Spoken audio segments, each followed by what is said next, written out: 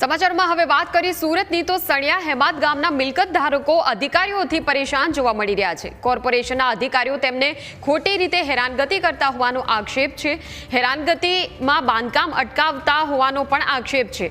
બાંધકામ તોડવાના નામે વારંવાર અધિકારીઓ તેમની પાસેથી પૈસા પણ ઉઘરાવે છે તેવો પણ તેમણે આક્ષેપ કર્યો છે। ખોટી રીતે તેમની પાસેથી અરજીઓ કરાવતા હોવાનો આક્ષેપ છે।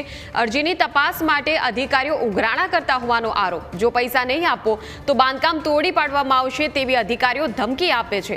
રાજકીય વર્ગ ધરાવતા લોકો ખોટી રીતે હેરાન પરેશાન કરતા હોવાનો આક્ષેપ છે। માત્ર 19 લોકોના વિરોધમાં 50 થી 60 હજાર લોકોની રોજગારી છીનવવાનો પ્રયાસ થઈ રહ્યો છે। સણિયા હેમાદ ગામમાં 500 થી વધારે ઇન્ડસ્ટ્રીયલ સોસાયટી કાર્યરત છે અને દિવાળી સમયે જ તેમની રોજગારી છીનવાય તેવી સ્થાનિક ઉદ્યોગકારોએ ભીતિ સેવી છે। આ ગામ અમારું, જમીન અમારી, તો વિરોધ બહારના લોકો કેમ કરે તેવો સવાલ ઉઠ્યો છે। ઇન્ડસ્ટ્રીયલ ઝોન આવેલો છે તેમાં 15 લોકોથી 20 લોકોના વિરોધને લઈ જે ઇન્ડસ્ટ્રીયલ જે એકમ ધરાવતા લોકો છે તેને અધિકારીઓ હેરાન પરેશાન કરતા હોવાનો આક્ષેપ થઈ રહ્યો છે। 50 થી 60 હજાર જેટલા લોકો છે તે અહીંયા નાના નાના એકમોમાં પોતાનો ધંધો કરે છે, પરંતુ હાલ એસએમસીના અધિકારીઓ કોઈના કોઈ બહાને આવીને લોકોને હેરાનગતિ કરી રહ્યા હોવાનો આક્ષેપ છે ને તેને લઈ વિરોધ પણ કરાઈ રહ્યો છે। હાથમાં બેનર છે, લખાયું છે કે સણિયા હેમાદ ગામ મિલકત ધારકો એસએમસીના અધિકારીઓ દરરોજ હેરાનગતિ કરી બાંધકામ અટકાવવાના પ્રયાસ કરે છે। 19 લોકોના વિરોધમાં 50 થી 60 હજાર લોકોની રોજગારી છીનવાય તેમ છે। આ ઉપરાંત જે સણિયા ગામમાં અમે કામ કરીએ છીએ એવી રીતે 500 થી વધારે ઇન્ડસ્ટ્રીયલ સોસાયટી કાર્યરત છે, છતાં સુરત મહાનગરપાલિકા આ ઝોનને ટાર્ગેટ કરે છે। અમારું ગામ અમારી જમીન, તો વિરોધ બહારના લોકો કેમ કરે છે તે પ્રકારના બેનરો સાથે વિરોધ થઈ રહ્યો છે। લોકો સાથે વાત કરીશું, શું રજૂઆત છે અને શું તકલીફ પડે છે? દિવાળી આવી રહી છે, કેટલી તકલીફ, કેટલી મુશ્કેલી?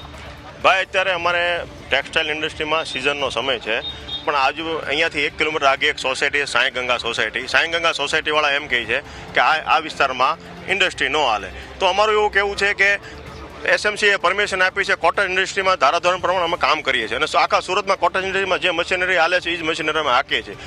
હવે ભાઈ 1 વર્ષથી સવા વર્ષથી આ બધા પ્રોજેક્ટો અમારા હાલે છે। અમારી જે કંઈ મૂડી હતી એ અમે આમાં લગાવી દીધી, જે કંઈ પૈસા થોડા ઘણા ઘટતાથી બેંક પાસેથી લીધા, ઉછીના પાછીના કર્યા અને આ પ્રોજેક્ટ જે 6 મહિના પૂરા થવા નથી, 1.5 વર્ષે પૂરા થયા નથી। હવે આ જે કાંઈ તમારે સામે ઉદ્યોગકારો ઊભા છે એની પરિસ્થિતિ સાહેબ એવી થઈ છે કે આજે દિવાળી છે ને, તો દિવાળી કરવાના પૈસા અમારી પાસે નથી, કારણ કે ધંધાનો સમય અહીંયા આપી છે અને જે કાંઈ મૂડી હતી અમે ત્યાં લગાડી દીધી છે। તો આ 5 જણાના વિરોધને લીધે એસએમસી અમારી ઉપર અવળી કાર્યવાહી કરે, રોજ અમારું લોખંડ ભરી જાય, રોજ અમારા સીલિંગ કરે, રોજ અમારા કામ અટકાવે। તો આજે મોટા પાયે સીલિંગ કર્યું છે, તો અમે એસએમસીને અથવા તો જે કાંઈ સત્તાધીશો છે એને કહી કે રહેમ નજર રાખો અને આખા સુરતમાં જે કાંઈ ધારાધોરણથી તમે કામ કરો છો એ રીતે અમને કામ કરવા દો। આખા સુરતમાં કોટેજ ઇન્ડસ્ટ્રીમાં જે કાંઈ કામ હાલે છે એ જ અમે કામ કરીએ છીએ, એનાથી નીચેના કામ કરીએ છીએ। અને બીજી વસ્તુ કે આજે 5 જણા મને ઇમોશનલી અથવા તો બ્લેકમેલ કરે છે।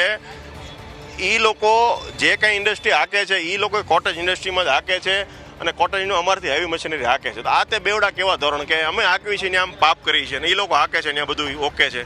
કાકા, કેટલી તકલીફ પડે? માથે દિવાળી અને આ રીતે હવે સીલ થશે એકમો, કેટલી તકલીફ પડશે? તો આ તકલીફ બહુ પડે છે। અત્યારે દિવાળીમાંથી આવી છે તો યુનિટો બંધ થઈ જાય, કામ અટકી જાય છે, તો લોકોએ લોન લીધી છે, વ્યાજે પૈસા લીધા છે, તો આ કામ બંધ થઈ જાય, લોકો પાસે કોઈ વિકલ્પ જ નથી મરવા સિવાયનો। એટલે આ એ સાંઈ ગંગા નામની સોસાયટીમાંથી 5 લોકો છે એ જ વિરોધ કરી રહ્યા છે અને આખા એરિયાને બાનમાં લે છે। શું લાગે છે, અધિકારીઓનો ખેલ કંઈ પડતો હોય એવું લાગે છે અમે? ના, એવું તો નથી જણાતું, પણ અમે કમિશનર શ્રીને અમારી એક જ રજૂઆત છે કે ભાઈ આખા સુરતમાં ચાલે છે તો સણિયામાં કેમ નહીં, તો અમારી સાથે ન્યાય કરે। ચોક્કસથી અન્ય લોકો પણ આપણી સાથે જોડાયા છે। શું કહેશો વડીલ, કેટલી તકલીફ પડે? અત્યારે સીલ કરી ગયા, હવે કઈ રીતે ધંધો કરશો? તકલીફ તો બહુ પડે, આમાં ધંધો તો કેમ કરવો અમને કંઈ ખબર જ નથી। અમને તો આ મરવા સિવાય બીજો કોઈ ઉપાય દેખાતો નથી। દિવાળી ઉપર આવ્યું છે, અમારા છોકરાના કપડાં લેવા, તે કોઈ વસ્તુ અમને આમાં કંઈ દેખાતું નથી। આ લોકો રોજના માટે હેરાન કરે, રોજ સવારે ઉઠીને ગેટે બધાને ભેગું થવું, એ જ બીજું કોઈ અમને કંઈ દેખાતું નથી આમાં। શું રજૂઆત કરશો તંત્રને? કેવી રજૂઆત થવી જોઈએ તંત્રમાં? છેલ્લા 6 મહિના કામ જ નથી કરી શકતા, અમારી જિંદગી બરબાદ કરી નાખી આ લોકોએ।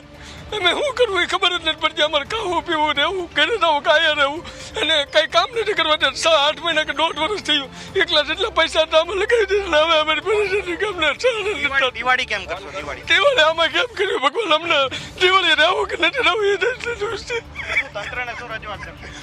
તંત્રને બધું દેખાતું હોય, ભગવાન એને બધું જોવે અને એ આ કરે તો અમારું કાંઈક આમાંથી છૂટક્યો થાય. અમારી જિંદગીના આ લોકોએ બરબાદ કરી નાખી. હવે ચોક્કસથી આ વેપારી છે, ઉદ્યોગકાર છે, રડતી આંખો છે અને એક જ વાત કરી રહ્યા છે કે તંત્રના પાપે હવે જિંદગી બરબાદ થઈ છે. માત્ર ગણ્યા ગાંઠિયા લોકોનો, રાજકીય વગ ધરાવતા લોકોનો વિરોધ 60,000 લોકોની ઇન્ડસ્ટ્રીને લઈને ડૂબી જવાનો છે તે પ્રકારની વાત પણ અહીંના લોકો કરી રહ્યા છે. રડતી આંખોએ તંત્રને એક જ અપીલ કરી રહ્યા છે કે અમને જીવવા દો. કેમેરા પર્સન કેસી વઘાસિયા સાથે મિત્રુપાપરા, ન્યૂઝ કેપિટલ, સુરત.